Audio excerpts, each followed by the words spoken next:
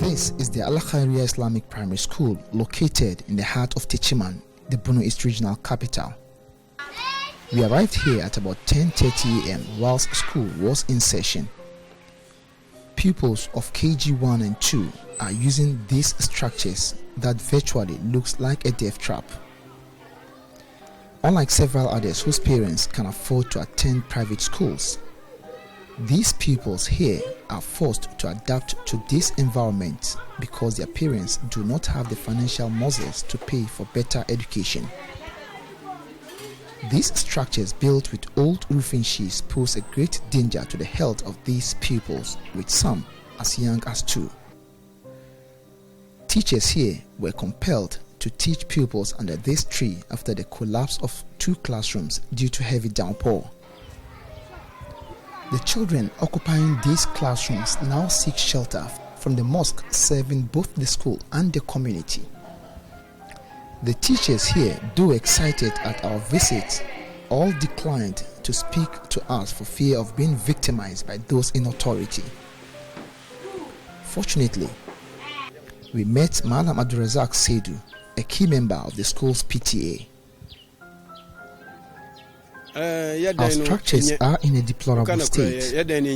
Take a look at this structure made of old roofing sheets.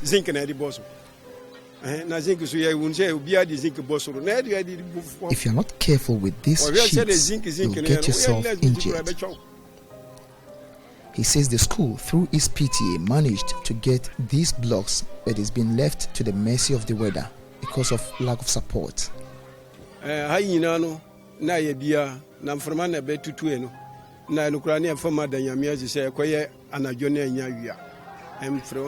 Two of our classrooms were raised down by the rains, and we thank God it happened at night without anyone being hurt.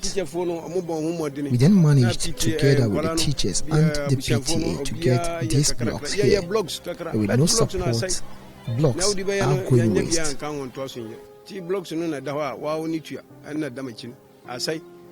The people in this community have also converted the classrooms into a toilet facility due to the absence of doors and windows.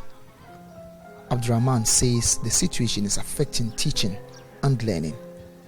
They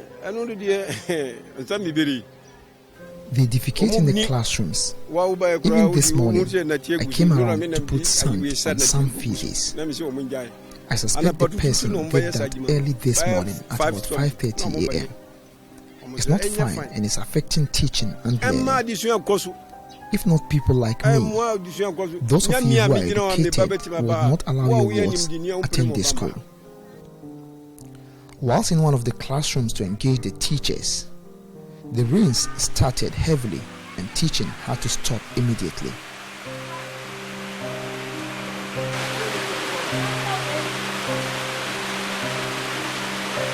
At this stage, both the teachers and the pupils have no choice but to place bowls on their tables to catch rainwater from the leaking roof.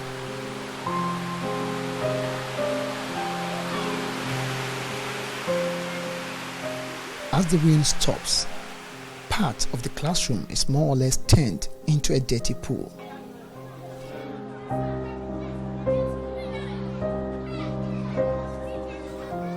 One of the teachers at a point agreed to speak to us.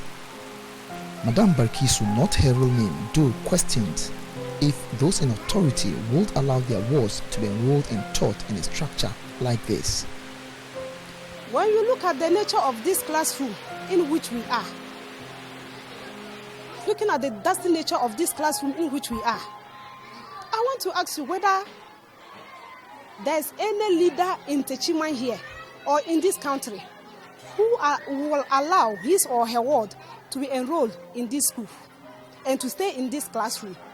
Nobody will allow that. I, for instance, though I'm a teacher and I'm teaching in this school, but I will not allow my ward to sit in such a classroom and teach.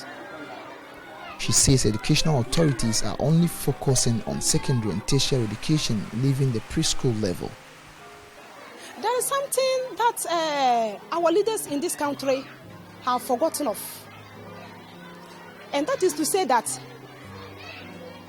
it's like when it comes to education, They are building education on waters.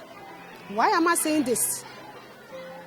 Everybody will understand that or will believe that the foundation of education is the KG. But look at the nature of our KG.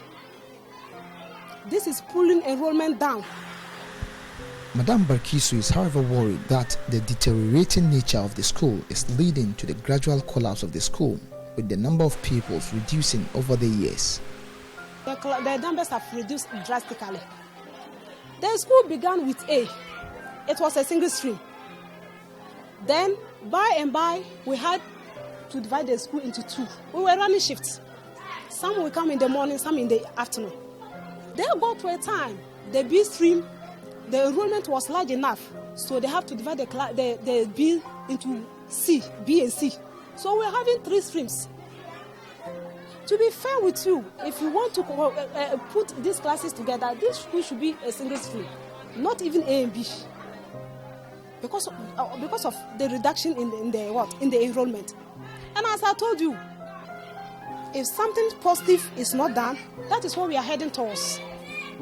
Because if you come and meet 11, 12 children in a class, what is it telling you?